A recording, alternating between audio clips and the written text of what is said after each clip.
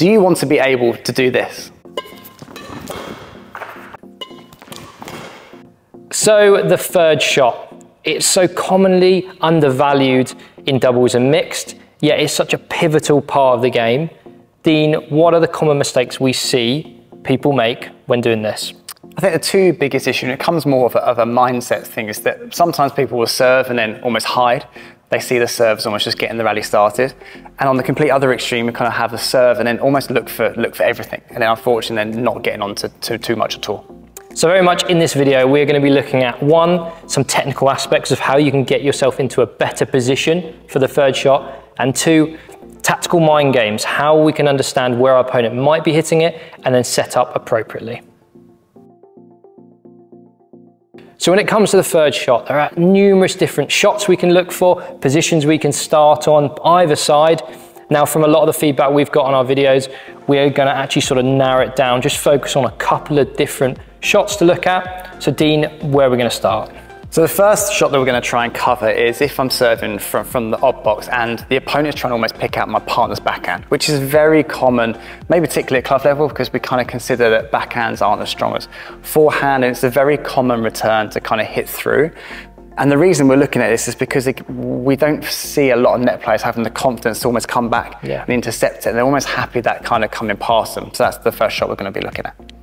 So let's start with the technical aspects of this shot. What are we doing?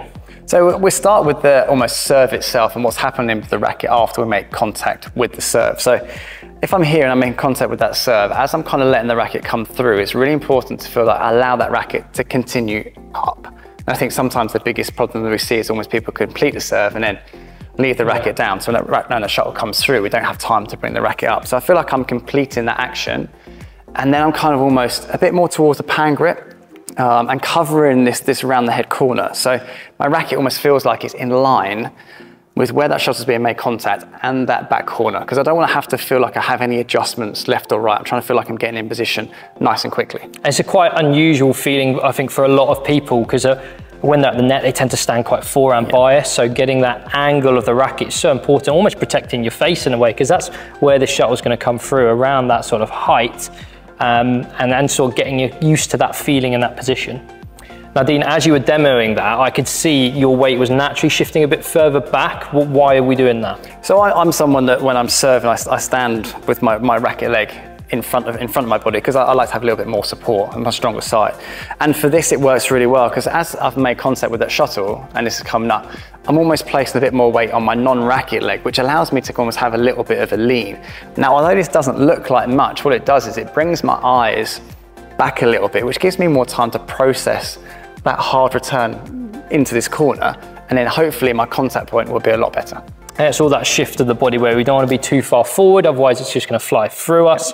It's very much accepting, yeah, my body weight's further back, and then we can talk a bit more about the tactical aspects of what happens if it doesn't go there as well. Exactly, and it's very much a shift of body weight. It's not a run away. We're not really kind of gaining any distance by moving backwards, as David said. It's more kind of if I'm serving and my weight's more on my right leg, I'm then just shifting that back onto my non-racket leg.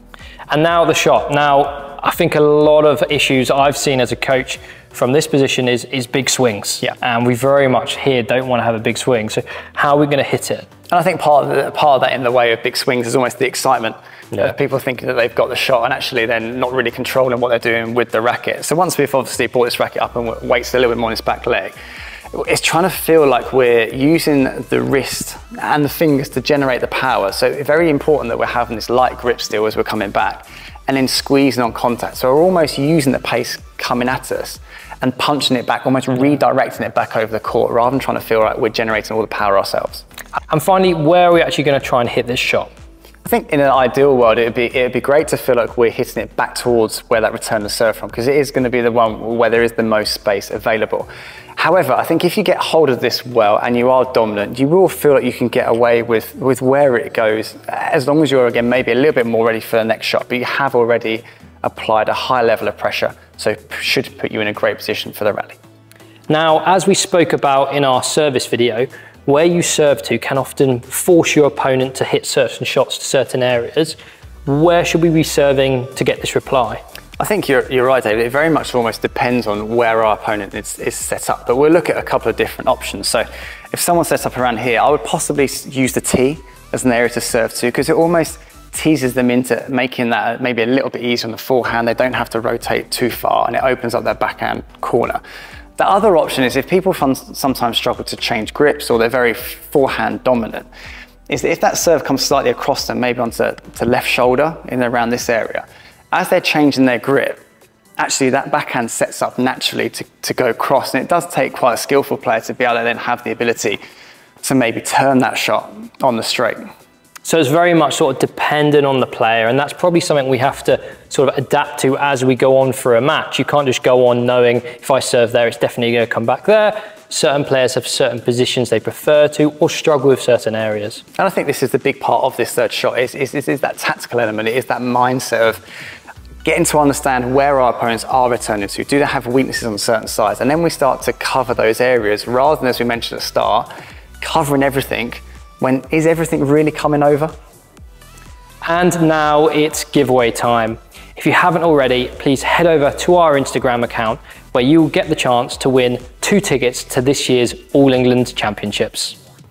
So the third shot we're going to look at, another common return we often see, that sort of brushed, turned, pushed to the mid-court. What are we going to do this shot? So again, we're going to try and make sure that we're serving into certain positions that may allow them to play this shot. And I think this is where it's that whole cat and mouse aspect. They're probably thinking, yes, that's the serve. I want to be able to play that shot. And as a server, that's exactly what we're trying to set up.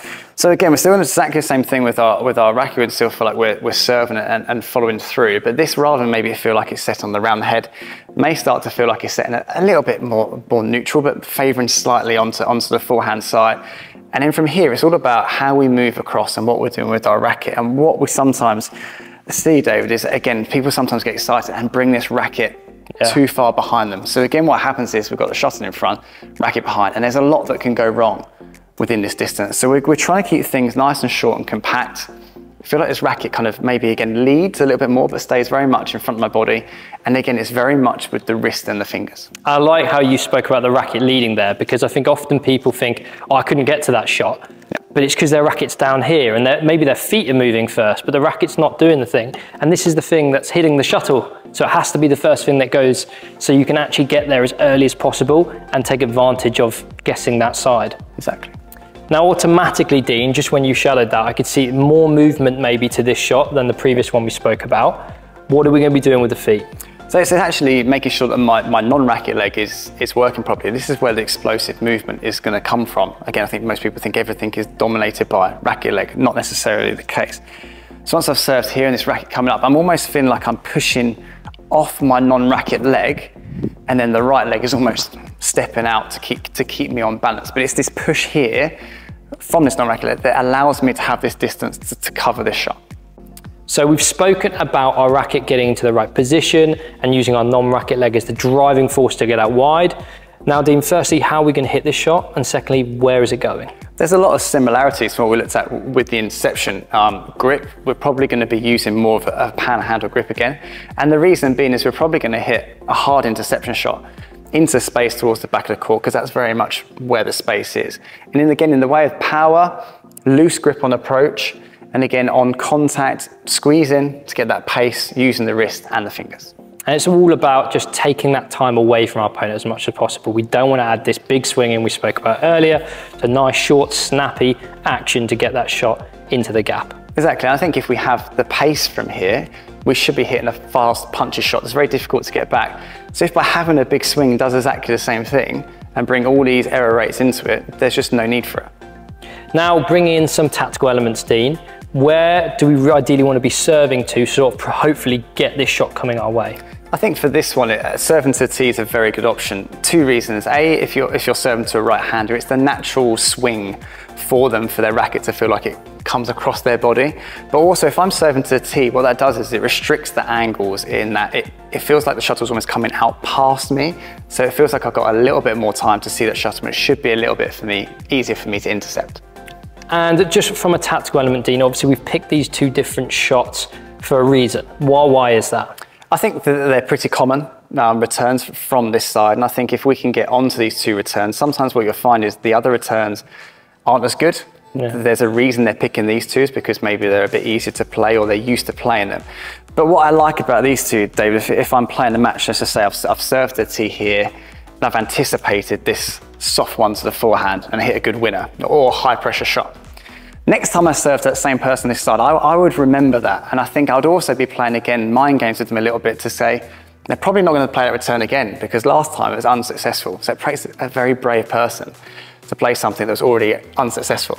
So me again as a server looking for that 3rd shot, I'm probably maybe going to leave this side for this one and maybe favour this round the head. And what that starts to do is if I then get onto this one as well, in their head they're going, well, where do I put this shot? I've got a soft on this side, hard on this side, they've intercepted them both. And again, it just makes it much harder for them to hit quality returns.